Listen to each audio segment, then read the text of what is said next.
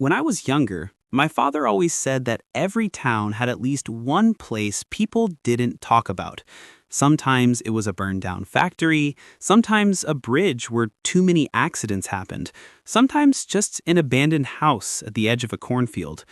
For the small town of Brantwood, that place was the farmhouse beyond the fields. Locals called it the Sutter House, though no one alive remembered the Sutters anymore. The property had stood empty for decades, a sagging two-story house swallowed by weeds and trees.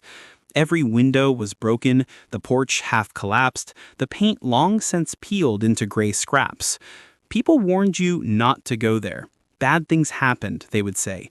People went missing, but no one gave details. It was always vague, always something told in hushed tones, as if naming it too clearly might invite something into your life. I never cared much for ghost stories, but when I was 19, reckless and curious, I decided to see the place for myself. It was a humid August night when I finally went. My friend Jason was with me, though he wasn't thrilled about it. "Man, I don't know about this," he muttered as we stood at the edge of the field. Moonlight rippled over acres of tall corn, and just beyond it, half hidden by trees, the shape of the farmhouse loomed. I grinned. "Come on, it's just an old building. We'll be in and out in 20 minutes. Think of it as urban exploration." Jason shook his head but followed. We pushed through the corn until we reached the clearing. Up close, the house was worse than I expected. The air around it felt heavy, like stepping into a different climate. Cicadas went silent as we approached. Even the breeze seemed to die.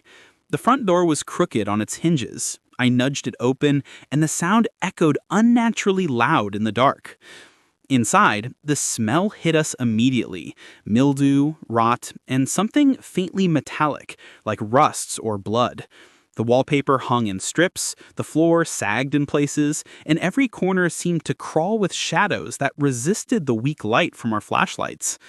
Jason whispered, "Why does it feel colder in here?" I didn't answer, because he was right. The temperature had dropped sharply the moment we crossed the threshold. We explored the first floor. Dust coated everything, but there were odd details. The furniture was gone, but in the kitchen, plates and silverware still sat on the table, as if a family had been in the middle of dinner when they all simply vanished. Even stranger, every mirror in the house was shattered, not just cracked, completely obliterated, shards scattered across the floors like glittering teeth. In the living room, Jason froze. "Do you hear that?" I held my breath, and then I heard it too. Footsteps. Upstairs. Slow, deliberate, pacing from one end of the room above us to the other. We weren't alone. Jason's face went pale. "Nope, I'm out." I grabbed his arm. "Wait, what if it's just some squatter? We should check." I don't know why I said that. Maybe pride, maybe stupidity. But deep down, a part of me knew those footsteps didn't belong to anyone human. We crept up the stairs. They groaned under our weight, each step louder than I wanted. The hallway above was narrow, lined with closed doors. Our flashlights jittered over peeling wallpaper, old picture frames hanging crooked, faces inside too faded to recognize. The footsteps had stopped.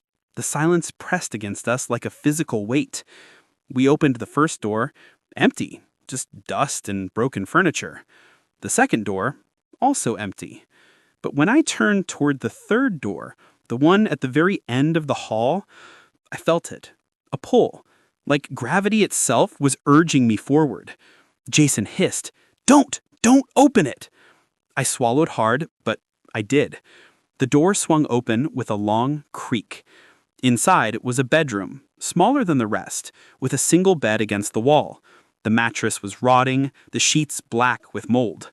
But that wasn't what made my stomach clench. It was the writing. Every inch of the walls were covered in words, carved into the plaster with something sharp. Thousands of desperate, jagged letters overlapping each other. I stepped closer, shining my light. The words weren't random. They were all the same phrase, written again and again. "Let me out." Jason swore under his breath and backed into the hall. "We need to leave, now." I turned to follow him, but then, from inside the room, a laugh. High-pitched, childlike. I spun back, flashlight shaking in my hand. The room was empty, completely empty. Jason didn't wait. He bolted down the stairs. I stood frozen for a second, heart hammering, then forced myself to follow.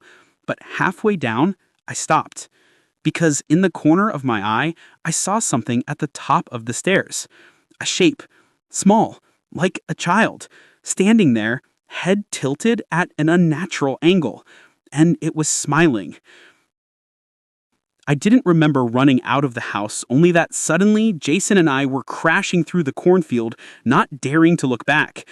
We didn't speak until we were back at the car, gasping, drenched in sweat. Jason refused to ever talk about it again. Within a month, he left town. He said he couldn't sleep right anymore. As for me, I thought I could put it behind me, but I couldn't. Because that wasn't the last time I heard the laugh. It followed me.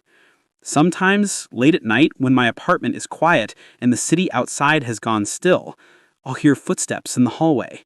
Slow, deliberate. And once, God help me, I woke to see something in the corner of my bedroom. Small, head tilted, grinning, just waiting. They say some houses aren't empty. They're hungry. And once you enter, something notices you.